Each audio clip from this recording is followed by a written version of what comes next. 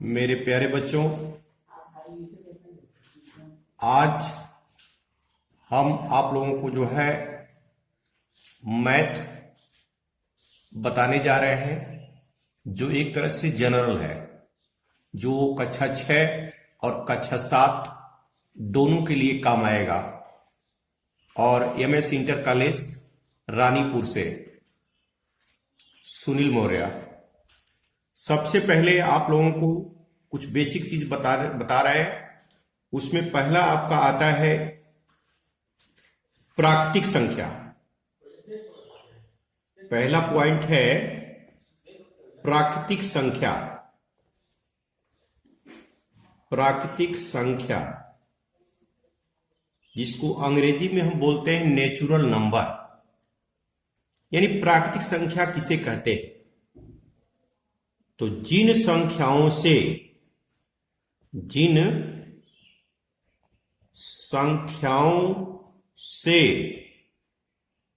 हम वस्तुओं की गणना करते हैं उन्हें प्राकृतिक संख्या कहते हैं। उन्हें प्राकृतिक संख्या कहते हैं। प्राकृतिक संख्या की एक दूसरी परिभाषा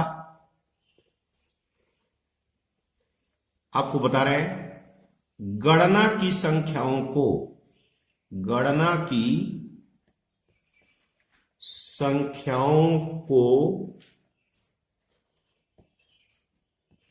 प्राकृतिक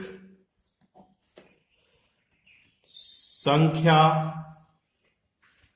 कहते हैं। सबसे पहले हम किसी भी वस्तु की गणना यानी काउंट करना, गिनना एक से प्रारंभ करते हैं। इसलिए एक जो है सबसे छोटी प्राकृतिक संख्या हो गई, और सबसे बड़ी प्राकृतिक संख्या जो है हम नहीं लिख सकते हैं क्योंकि ये अनंत होती है। तो सबसे छोटी प्राकृतिक संख्या आपकी 1 हो गई। सबसे बड़ी प्राकृतिक संख्या हम नहीं लिख सकते हैं, ये अनंत होती है। और प्राकृतिक संख्या को जो है हम कैपिटल N से प्रदर्शित करते हैं और इसको मझला कोष्ठक लगाते हैं। इसके बाद 1 2 3 4 यानी डॉट डॉट डॉट मझला कोष्ठक बंद कर देंगे। यानी ये जो है प्राकृतिक संख्याओं को प्रदर्शित करने का ये तरीका है। अब प्राकृतिक के बाद दूसरी आपको बता रहे हैं सम संख्या क्या होती है। सम संख्या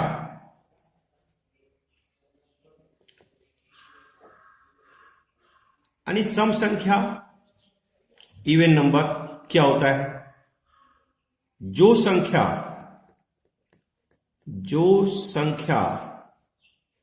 2 से पूरा विभाजित हो जाती है उन्हें सम संख्या कहते हैं। जैसे 2 4 6 8 इत्यादि। यानी जो भी संख्याएं हैं ये 2 से पूरा विभाजित हो जाएंगी।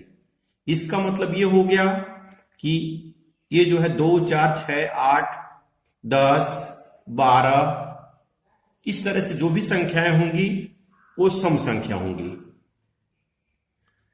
अब इसके बाद तीसरा है विषम संख्या। विषम संख्या जो संख्या 2 से पूरा विभाजित नहीं होती हैं उन्हें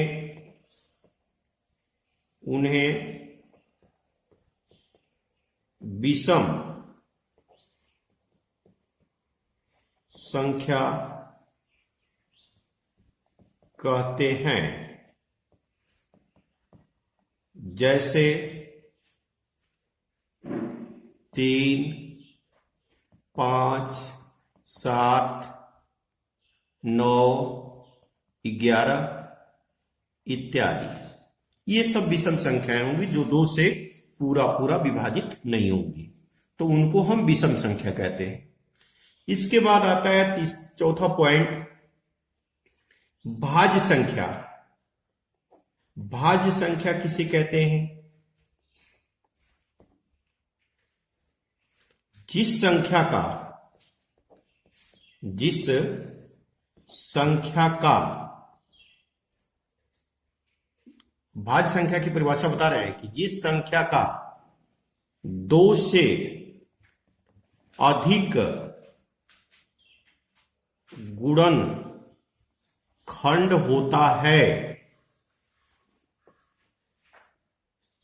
उन्हें भाज्य संख्या कहते हैं। मानी इस 2 से अधिक गुणनखंड जिसका होगा उसी को भाज्य कहेंगे। जैसे 4 है तो 4 जो है आपका 1 से भी कट जाएगा, 2 से भी कटेगा, 4 से भी कटेगा। तो आप देख रहे हैं कि इसका जो है 1, 2, 4 यानी 3 गुणनखंड हो गए। तो इसके ये 3 गुणनखंड हो गए। इसका मतलब ये हो गया कि 4 जो है ये भाज्य है। इसी तरह आपका 6 है तो 6 1 से भी विभाजित, 2 से भी होगा, 3 से भी होगा और 6 से होगा। तो इसके जो है 2 से अधिक गुणनखंड का मतलब 4 गुणनखंड हो रहा है, 1, 2, 3, 4। इसका मतलब 6 जो है ये भाज्य संख्या है।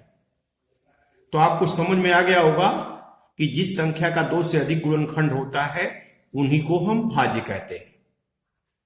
और सबसे छोटी, अब इसमें यह भी देखना होगा कि जो भाज्य संख्या है वह जो है आप जो है इसमें ये ज्ञात करने का भाज्य संख्या का तरीका बताया गया, लेकिन जो सबसे छोटी अभाज्य संख्या होती है वो 2 होती है और इसकी क्या परिभाषा होती है हम आपको बता रहे हैं। अभाज्य संख्या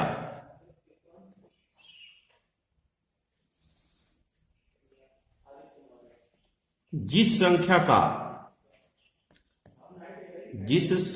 का केवल 2 गुणनखंड होता है उन्हें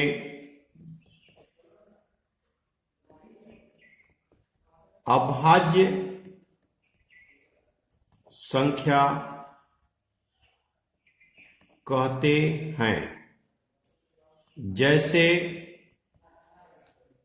2 हो गया, 3 हो गया,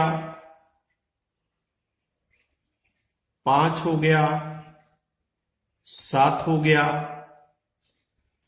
जैसे 2 है तो 2 का गुणनखंड आप करेंगे तो 1 से कटेगा या फिर 2 से कटेगा, तो इसका 2 गुणनखंड हो गया, 1 और 2।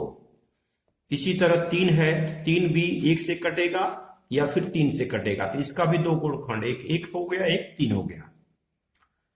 जो ऊपर अभी आपको बताया है कि सबसे छोटी अभाज्य संख्या 2 होती है।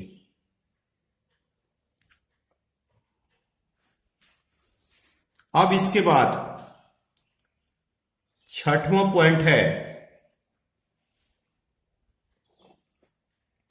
6वां पॉइंट है सभाज्य। अभाज्य संख्या। अभाज्य संख्या किसे कहते हैं? जिस संख्या का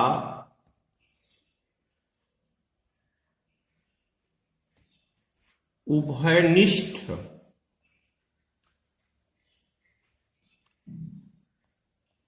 गुणनखंड केवल एक होता है, उन्हें सह अभाज्य संख्या कहते हैं। जैसे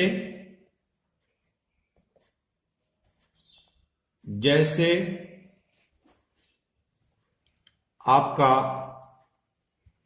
3 है तो 3 का जब गुणनखंड करेंगे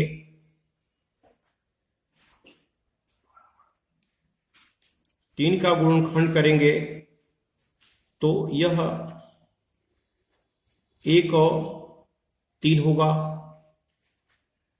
और 5 का करेंगे तो 1 और 1 5 होगा। तो आप देख रहे हैं कि इसमें जो है 3 में 1 और 5 में भी 1, यही दोनों उभयनिष्ठ है। इसका मतलब ये हो गया कि यहां 3 और 5 ये दोनों जो है सहअभाज्य संख्याएं हैं। अब इसके बाद आपका आता है 7वें नंबर पर। 7वें नंबर पर पूर्ण संख्या। पूर्ण संख्या यानी पूर्ण संख्या क्या होती है? प्राकृतिक संख्या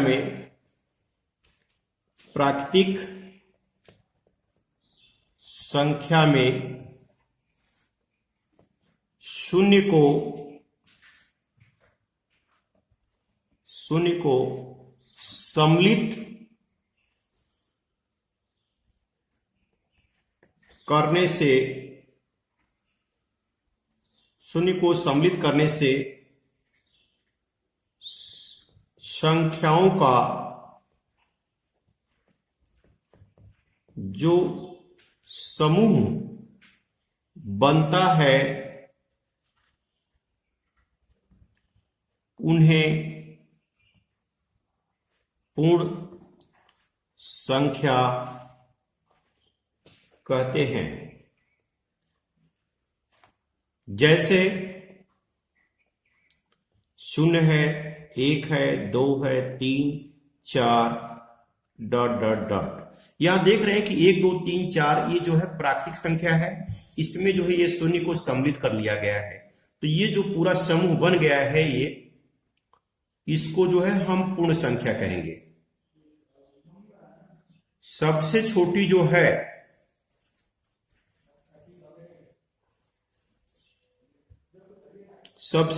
जो है इसका मतलब पूर्ण संख्या जो है यहां 0 है, अर्थात सबसे छोटा पूर्णांक जो है ये 0 है। और पूर्ण संख्या को जो है हम प्रायः W से प्रदर्शित करते हैं, कैपिटल W। और W बराबर मझला कोष्ठक में 0 1 2 3 4 ... ये जो है पूर्ण संख्या को प्रदर्शित करने का जो है ये तरीका है। अब इसके बाद आता है आपका 8वां पूर्णांक।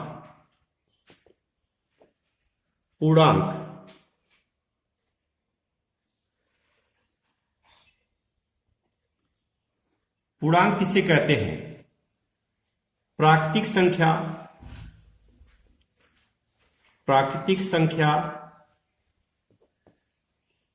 0 तथा ऋणात्मक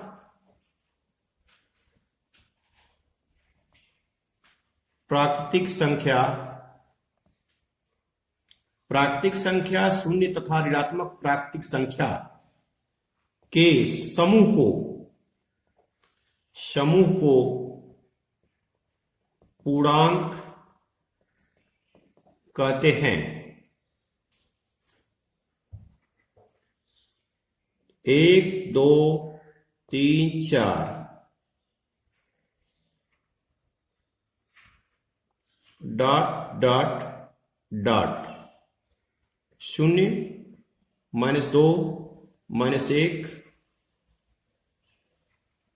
और इसके आगे डॉट डॉट लगा देते हैं, या इसी को आप इस तरह भी लिख सकते हैं। पहले -3 -2 के आगे डॉट डॉट और -1 0 1 2 3 4 डॉट डॉट, यानी ये पूर्णांक है। और पूर्णांक को जो है हम कैपिटल W से प्रदर्शित करते हैं,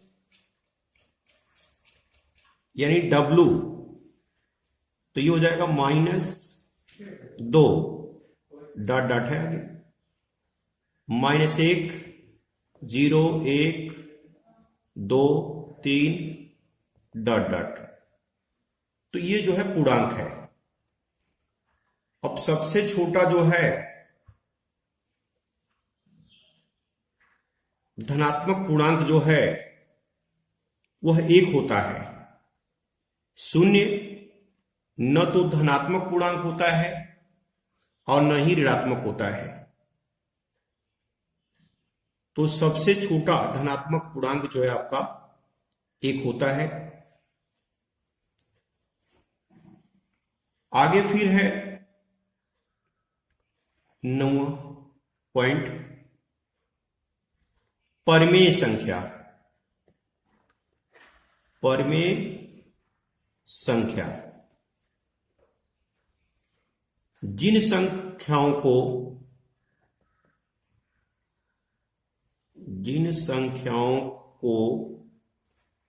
हम P/Q के रूप में लिख सकते हो और P और Q दोनों पूर्णांक हो, लेकिन Q = 0 हो, अर्थात Q का मान 0 न हो, उन्हीं को हम परिमेय संख्या कहते हैं। और लास्ट पॉइंट 10वां है अपरिमेय संख्या। अपरिमेय संख्या तो जिन संख्याओं को